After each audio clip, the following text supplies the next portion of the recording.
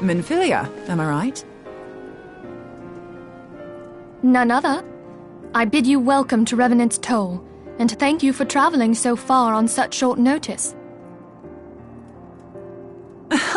As if I could ever say no to Urianger. Moonbreeder is an accomplished Sharlayan scholar and an authority on aetherite technologies. She has played an invaluable role in our search for a means to capture Ascian souls. Charmed, I'm sure.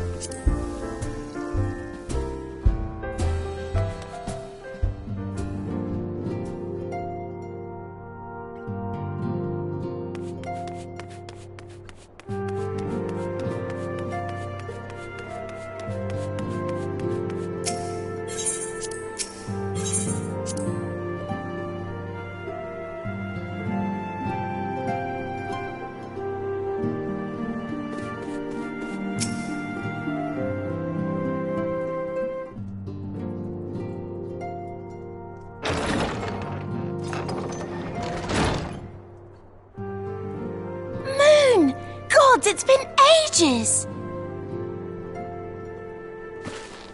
Oh, longer, sister!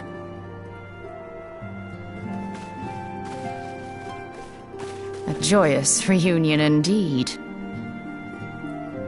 Well, of course it is. Moon and I are like twin sisters.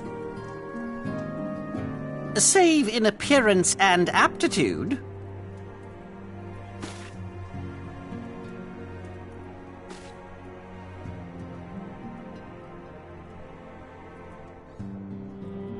Everyone, if I could have your attention.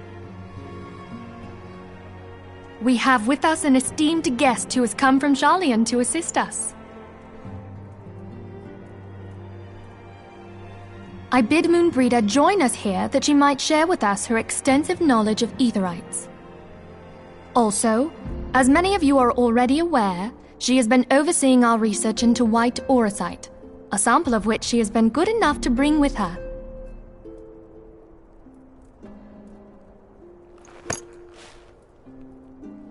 Well, I had to come, didn't I? You'd have to be bloody daft to turn your nose up at a chance like this. Where better to conduct my final tests than a land so steeped in ether you can taste it?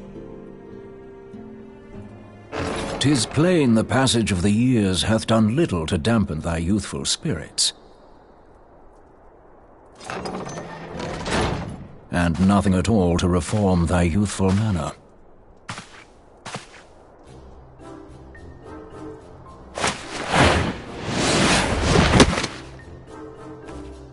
Urianger, where in the hells have you been hiding? Unhand me.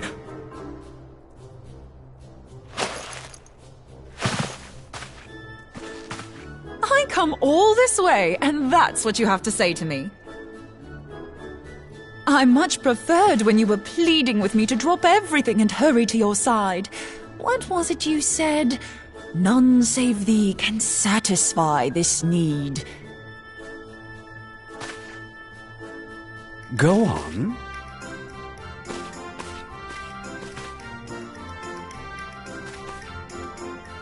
Thine artless attempts to misrepresent mine all too innocent motives do thee little credit.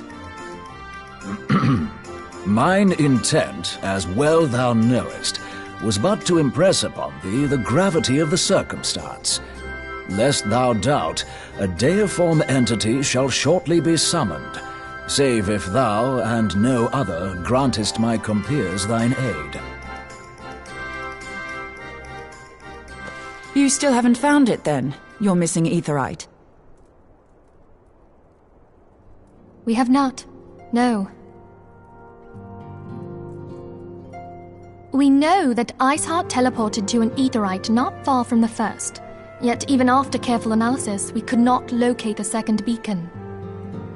We now suspect that the heretics destroyed the second aetherite to impede our pursuit.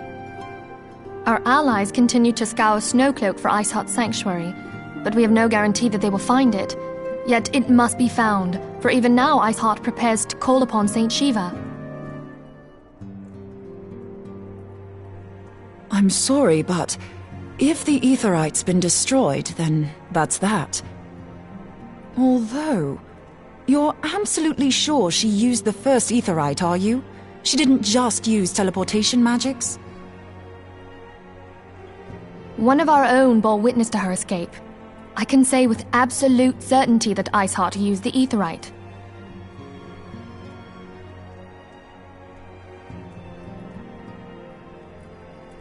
In that case, there might be a way, so long as the ethereal current is still flowing.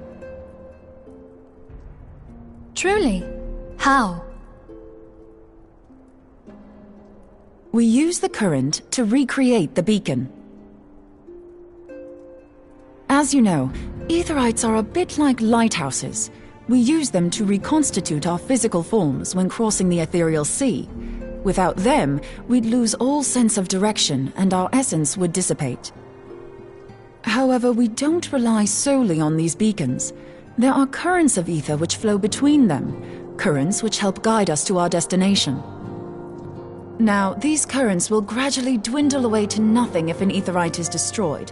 But if even a sluggish flow remains, we could theoretically use it to direct a surge of concentrated ether towards the void left by the beacon, and thereby fill it up again. Like opening the floodgates to fill a dry riverbed. Though, correct me if I'm wrong, but would we not need a veritable reservoir of ether? In concert, we might manage to channel a sufficient volume, yet that is not my chief concern. To direct the flow of so great a volume of ether with the requisite precision would be a nigh impossible task in itself. I barely succeeded in facilitating travel to an unattuned beacon. That which you describe sounds considerably more difficult.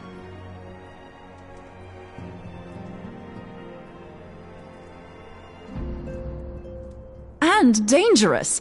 Every person who has attempted to teleport in this fashion has died in the process. They, however, did not have white aura sight at their disposal. I can use it to channel all the ether you can give me into the aetherite. However, white aura sight cannot retain ether for an extended period of time, so we would need to infuse it immediately beforehand. Just so you know, I'd confidently give this plan better than even odds of success. And if the worst comes to worst, your people won't suffer. Though it risked the lives of our best and brightest, we have not the time to seek other options. If the ethereal current still flows, we shall carry out Moonbreeder's plan. That's the spirit. Let's roll the dice.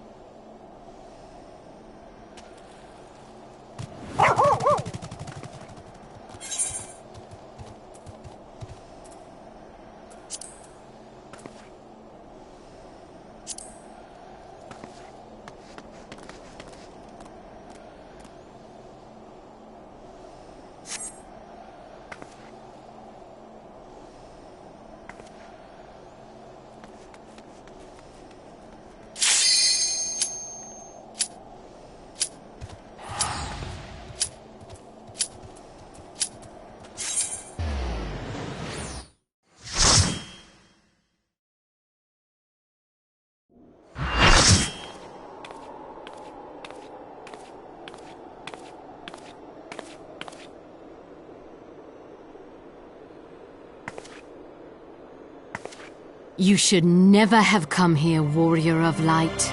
I labor only to forge a lasting peace. A peace you would deny us out of ignorance and blind faith. No matter. If it is our fate to be at odds, then it is mine to strike you down. We whom gods and men have forsaken shall be the instruments of our own deliverance. Partake of my flesh. Fill this vessel with your light. Walk amongst your brothers and sisters once more. Oh, Saint Shiva, still the hatred within our hearts and bless us with eternal grace.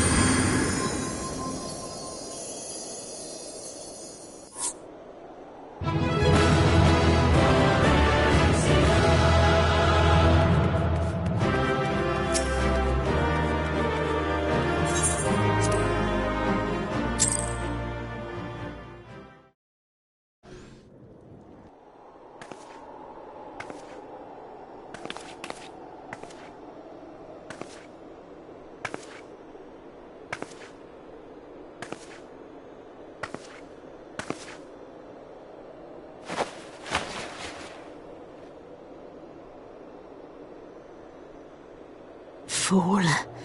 Blind, bloody fool.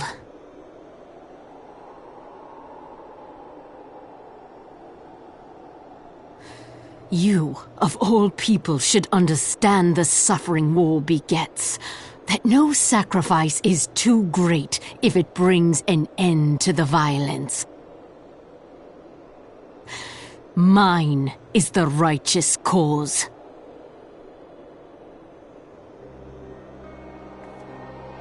You fight in a war you do not understand. A pawn of liars and schemers. And they are no less ignorant than you, following the creed of their fathers without question, never thinking to ask why. Trapped in a delusion of their own creation, and blind to the truth.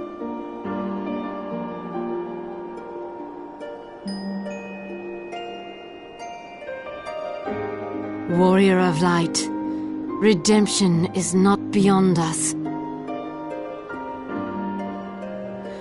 We who walk before may lead those who walk after.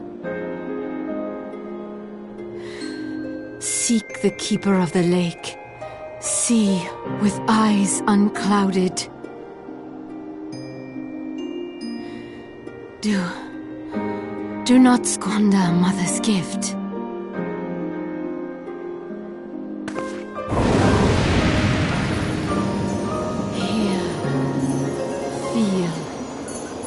Think.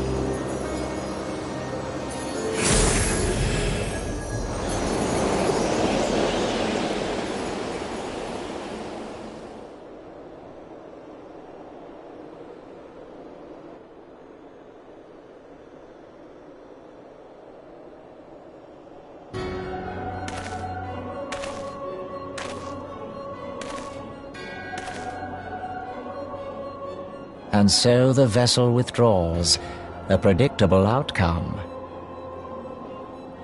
Nevertheless, La Habrea will be pleased. How unfortunate.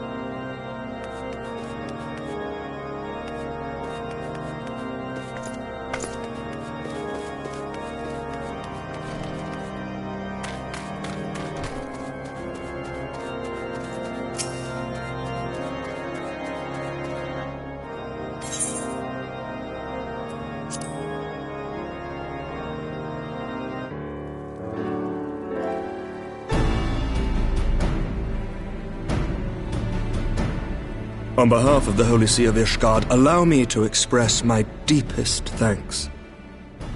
Never before have we been required to contend with a primal.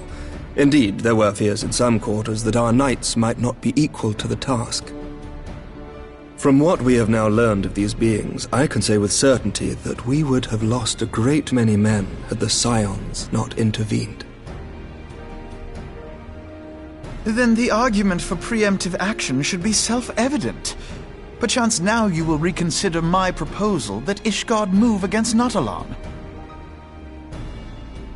Ere we first met, a similar proposal was tabled, but the Holy See decreed that we were to observe, and that military action should be taken only in self-defense. All things considered, it was not an unreasonable decision.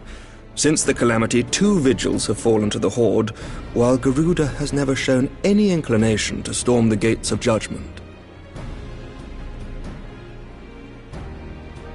Which is why this unprecedented crisis and its resolution may prompt a change in policy. You who have faced these primals know well the threat they pose. Ishgard did not. Not until now. And there is naught like a brush with death to change a man's outlook. At the very least, this should silence any lingering objections to our arrangement with Revenant's Toll. The Holy See may even feel moved to grant us its formal endorsement.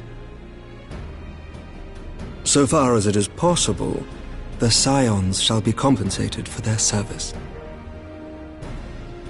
We should be grateful for any aid you can provide. As a gesture of good faith, I shall withdraw my previous request. Your people are doubtless needed elsewhere. That will not be necessary. We, too, have a vested interest in watching Dravania's movements. I see. Once more, I must thank you. Sir Emmerich, if I may, do you truly believe that Midgard-Zoma could return?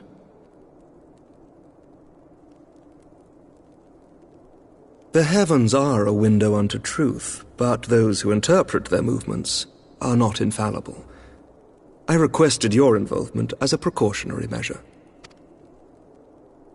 But of course, you sought an excuse to compensate us from the first, mindful of what would happen if Revenant's Toll were taken by your enemies. Ishgard is not wont to aid its neighbors, but that does not preclude it from manipulating them to serve its own interests. Choose your next words carefully.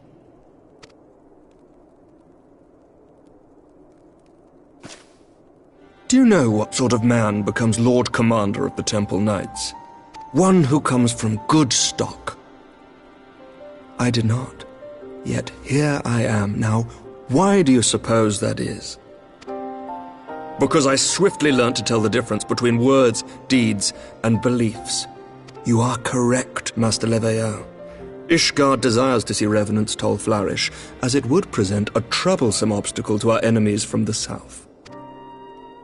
We are so glad to be of use to you. As we are to you. Ours is a mutually beneficial arrangement, lest we forget, one born of necessity. The dragons grow more restless by the day, and the heretics harry us nigh without cease. We have contended with such troubles for centuries, but there are limits to even our endurance. Yet as a pauper is loath to part with his meager possessions, the leaders of Ishgard are not wont to render up their trust to outsiders. But with perseverance on our part, they may yet be made to see the light. Nevertheless, one must take care when walking the road less traveled. Wise words, Sir Emmerich. I shall make a point to remember them. I must apologize for my earlier outburst. I hope it will not sour our good relations. Not at all. You but spoke from the heart. I trust you understand that at times my duties may prevent me from meeting with you. On such occasions, my second-in-command will speak for me. Lucia, at your service. Pray excuse our reticence. We are but wary of speaking too freely, lest our sentiments be made known to our enemies. Know that the Lord Commander and I are of one mind. For the sake of Ishgard, and of Eorzea at large, I pray our peoples can put aside their differences. Those who dwell in the past risk losing sight of their future. Should aught befall one of our shipments, pray inform Lucia immediately. You may also relay to her any words you might have for me alone. Not being of Ishgardian birth, she owes no allegiance to any noble house, making her as near to incorruptible as one can find in my homeland. Suffice it to say, I trust her completely, and so may you. Which reminds me, Lord Orchefort, if you would be so kind? Certainly.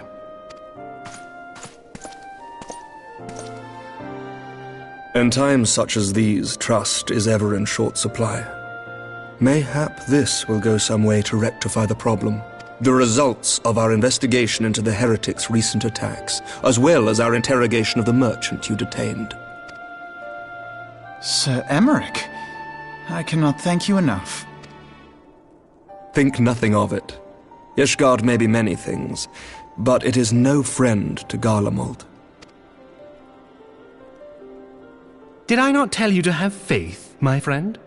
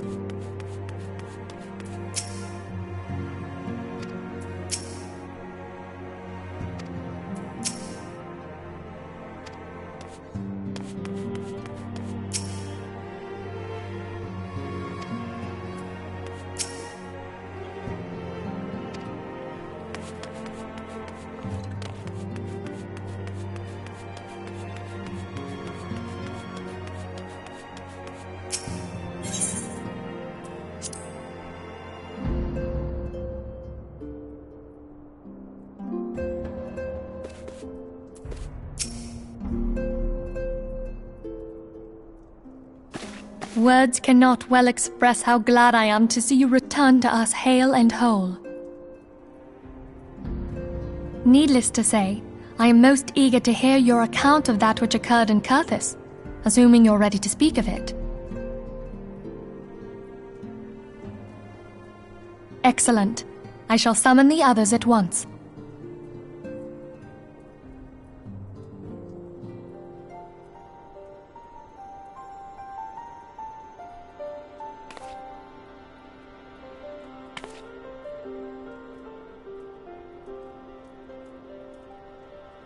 Iceheart used her own body as a vessel for a primal soul? Master Louisoix's writings make no mention of such a possibility. Can we be certain this entity was a primal? As certain as we can be that good King Mogglmog the 12th was a primal, I should think. Both were ostensibly summoned. Let's not quibble over definitions.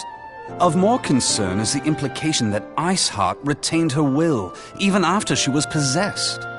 We are talking about a mortal, wielding the power of a primal. It can't possibly be that easy, can it? There must be some sort of sacrifice required. Or maybe she's just special? What qualities this woman possesseth, I know not, but full sure am I that she was groomed for this role. Few are privy to the secrets of summoning, and but a single party standeth to profit from their dissemination. Well, I wouldn't presume to comment on how the lass came to know about summoning, but I will say that what she summoned was a primal.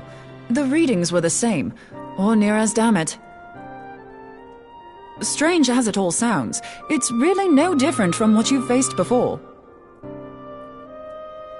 Then mayhap it is time that we re-examined our previous encounters. Oh, pack your things, Ida. We're going back to Gridania. Yes, sir.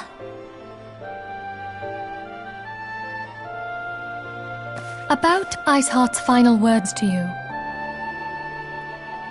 Hear, feel, think. Hydaelyn speaks to her as well. If Iceheart is blessed with the power of the Echo, she will doubtless have used it to further her goals. Or could it be that it was a revelation granted her by the Echo which first set her on this path? She did say that the Ishgardians were blind to the truth.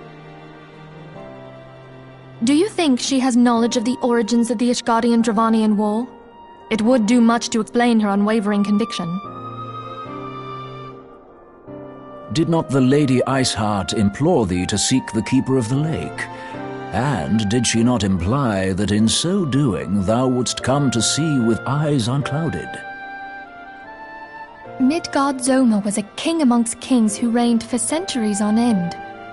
But he is dead and his wisdom lost to the ages. Unless the Ishgardians' fears are well-founded. It would seem we have yet another reason to stand watch over the Keeper of the Lake. For a mercy we are well positioned to do so. Iceheart, Shiva, Ascians, and Midgard-Zoma. I shudder to think how they're all connected.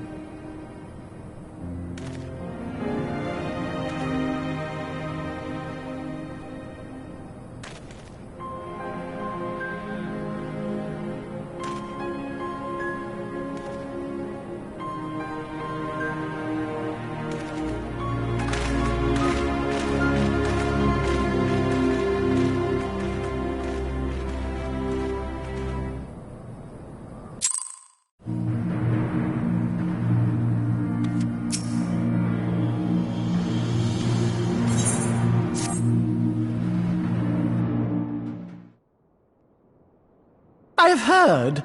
Truly bothersome business. No, I do not foresee a problem on that front. The main concern is Roban. There is no telling what the brute might do. Have the Blades watch him in the flames day and night. You may leave the Sultana to me. I shall personally attend her grace.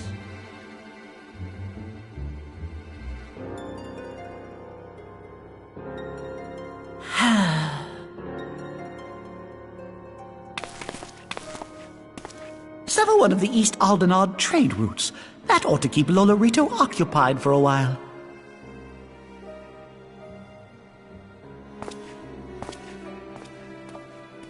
Nanamo Ulnamo.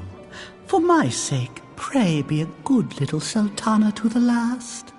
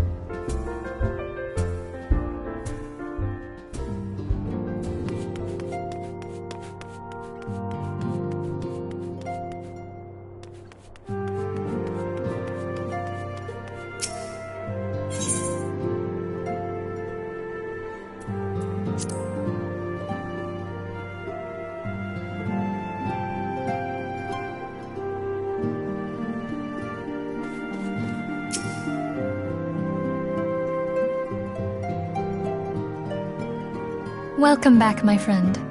I have already received word from Alfino.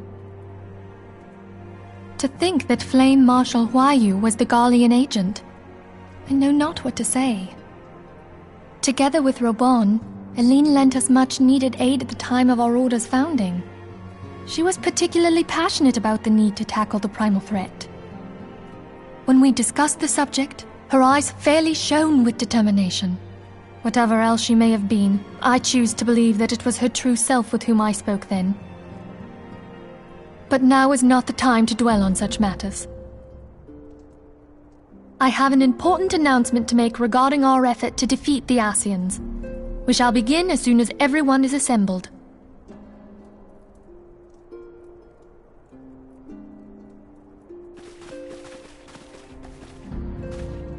My thanks for coming, friends. Moonbreeder, the floor is yours. By now, I'm sure you're all familiar with White Auracite, the miraculous material that'll allow us to capture Ascian souls. Back at Snowcloak, we verified its ability to absorb vast amounts of ether. Alas, it leaves something to be desired in the area of stability. The stone can only store ether for a short while before expelling its contents. In addition to Orosite's inherent limitations, we must needs be wary of our enemy's strength. Our foe draweth upon an infinite wellspring of power.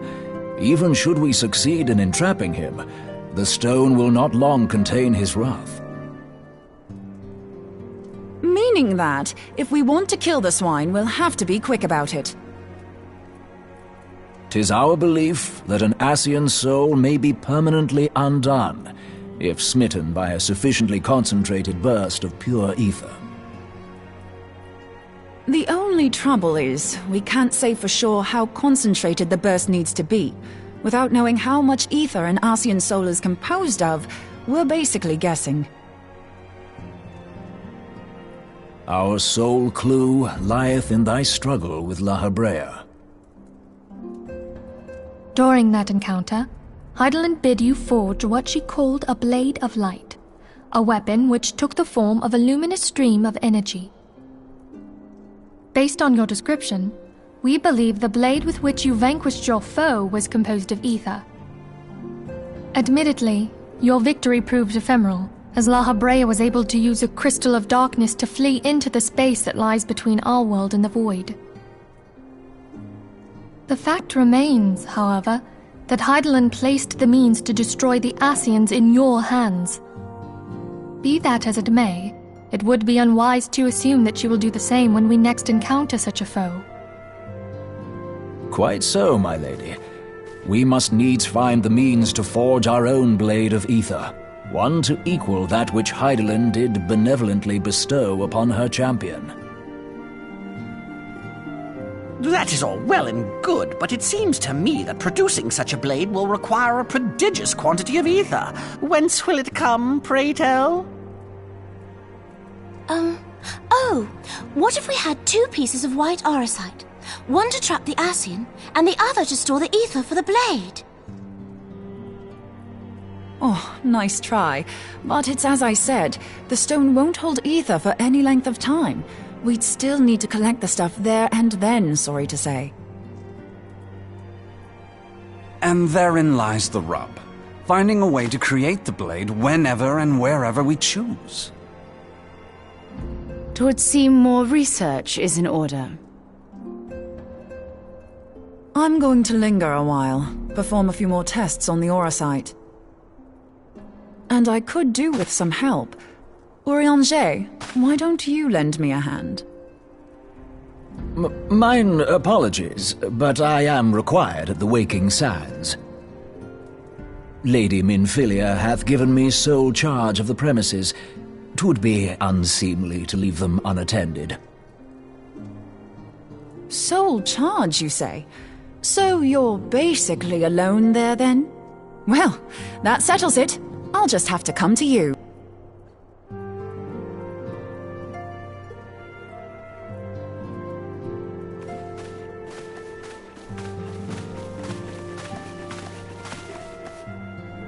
While you were afield, word arrived from the Sharlayan motherland. You will recall that a survey party was dispatched to investigate the incident at the Isle of Val. What they discovered was troubling, to say the least. According to the report, the isle has been erased from existence. 'Twas as if a hole had been torn in the very fabric of reality.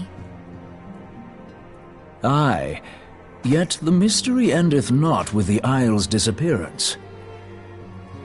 It hath come to light that a number of scholars in various other locales were reported missing at a similar juncture. What's more, they all had something in common with the head of the students of Baldessian. Every last one of them was researching a phenomenon called dimensional compression, or the rejoining as the ancient texts call it.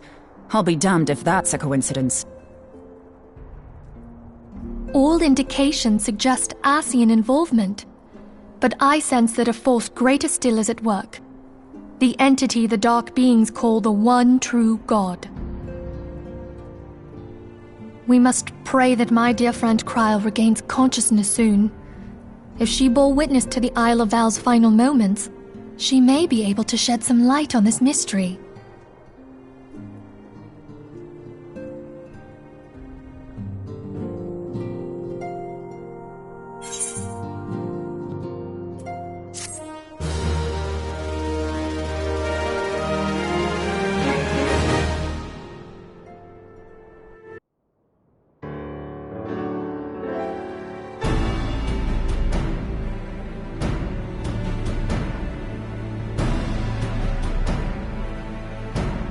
Following the calamity, the forces of the 14th Imperial Legion entrenched themselves in strategic locations across Eorzea.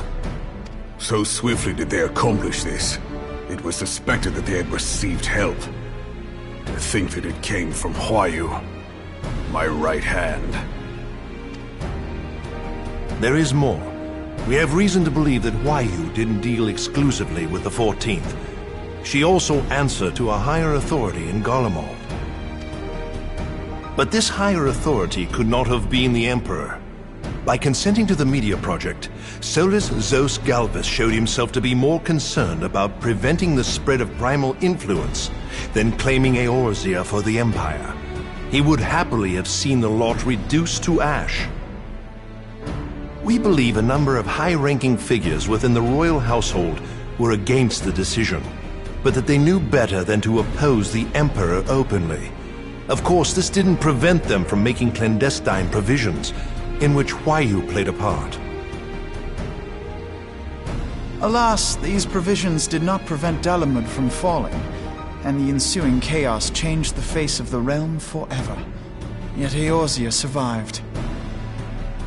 To all intents and purposes, the Meteor Project had failed, and the Empire was left to rue its lack of a decisive means to eliminate the primals. Until, that is, it stumbled upon the Ultima weapon. Even before the accursed thing was dug up, it seemed to me the 14th had the might to overwhelm our weakened armies. Yet they chose to hide behind their walls. Why? The Black Wolf was wary of making the denizens of Eorzea desperate, lest more primals emerge to bleed the land. The discovery of the Ultima weapon, however, emboldened him to resume his war of conquest in earnest. But there was one in Garlemald who believed that Van Belsar's actions were premature. One who stood higher in the Imperial Army's chain of command. He ordered the Legatus to halt his advance, only to find that the Black Wolf had slipped its leash, and that the 14th now acted alone. In a bid to bring Van Belsar to heel, he used the agent he had planted in Ul'dah prior to the calamity to undermine the Legion's efforts. A man who outranks Van Belsar, yet opposed the late Emperor's decision to annihilate Eorzea. This could only be the former High Legatus of the Garlean army, now known as Emperor Varus Zos Galvus. So he was Huayu's true master. But one of several in actual fact. We've learned that even as Huayu served the Empire's interests, she sold Imperial secrets to a certain faction in Eorzea. In so doing, she helped to maintain the status quo, thus prolonging the conflict. Considering who stands to profit from war, it isn't hard to imagine who her other masters were. 7 hells! You mean to say that she was a double agent? Triple, if you consider her services to Van Belsar and the new Emperor as separate. As neatly as these pieces seem to fit, one aspect of the puzzle remains unclear to me. By whose will was the Marshal feeding intelligence to the heretics? And try as I might, I fail to see how aiding their cause would profit either her Imperial or Monetarist masters. Could it be that another hand is at work here? If so, Huayu must be made to reveal whose it is.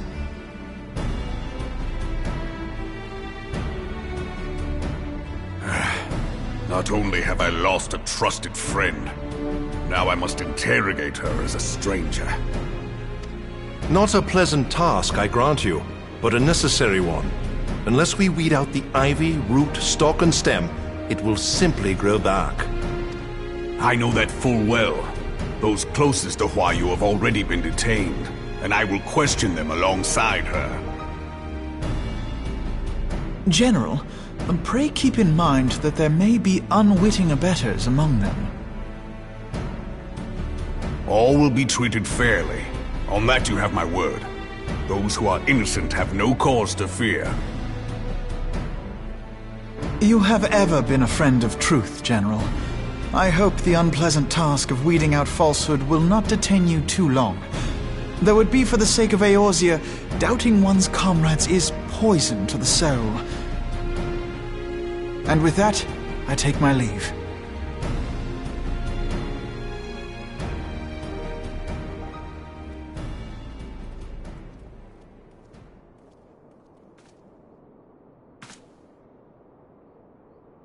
All these years, I've been made to dance to their tune. How could you, Huayu? How could you side with them? Those cankers who take from this land and give naught in return, who use their power to disempower and grow fat while the people starve. I know you can hear me, monitorous scum! Your crimes will not go unpunished! One day I will purge this land of your sickness! Before the eyes of the 12, I swear it!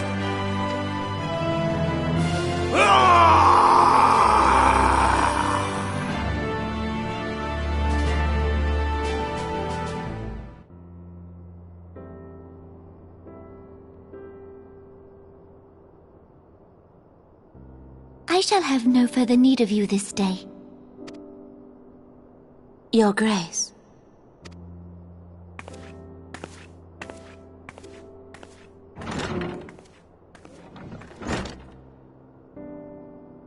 I fear that not even mine own chambers shall remain private for long. Has the situation grown so grim?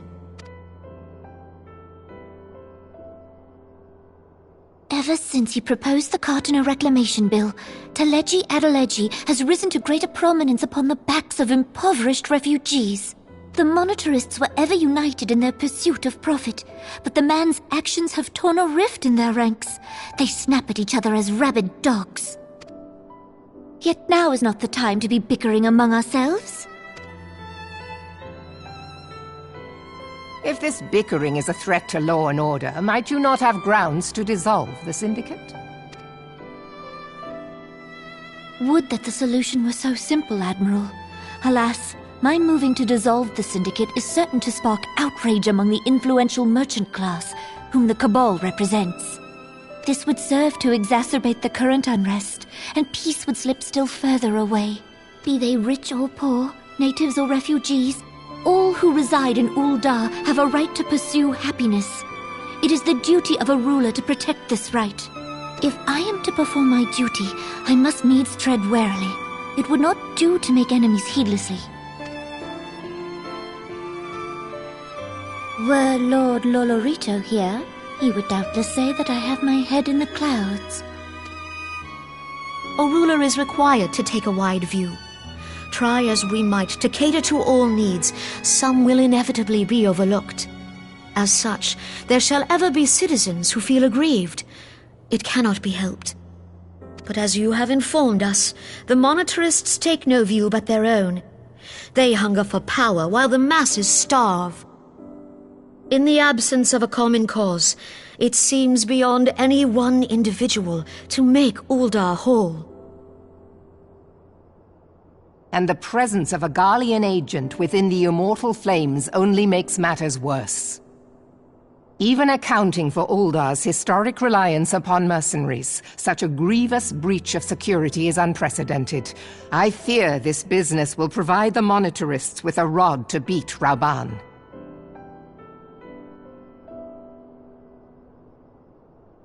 Eorzea can ill afford for the Immortal Flames to be dampened now.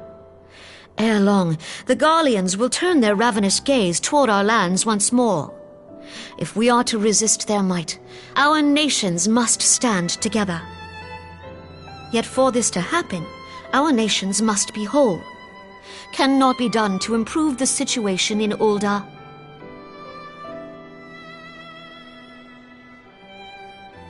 The true wealth of Ul'dah lies in the health, happiness, and hopes of her citizens. Alas, the citizens shall never know these things, so long as their lives are ruled by the ambitions of the few.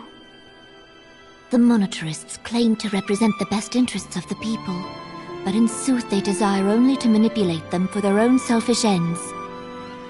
For the government to serve the people, it must be formed of the people. For Uldar to move forward, it is not only the Syndicate that must be dissolved. Nay, you jest.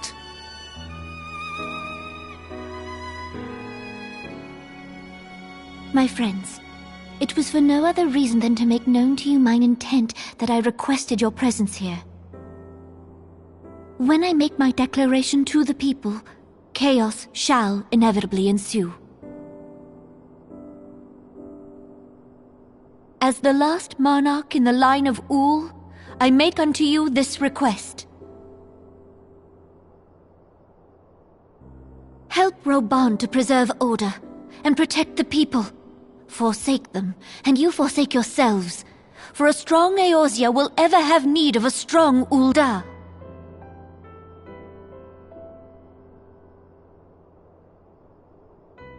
Your Grace, are you certain of this? There is no other way. When the time is ripe, the nation shall become a true republic. Both royalists and monetarists shall cease to be. Uldar will no longer belong to kings or queens or merchant princes, but to her people.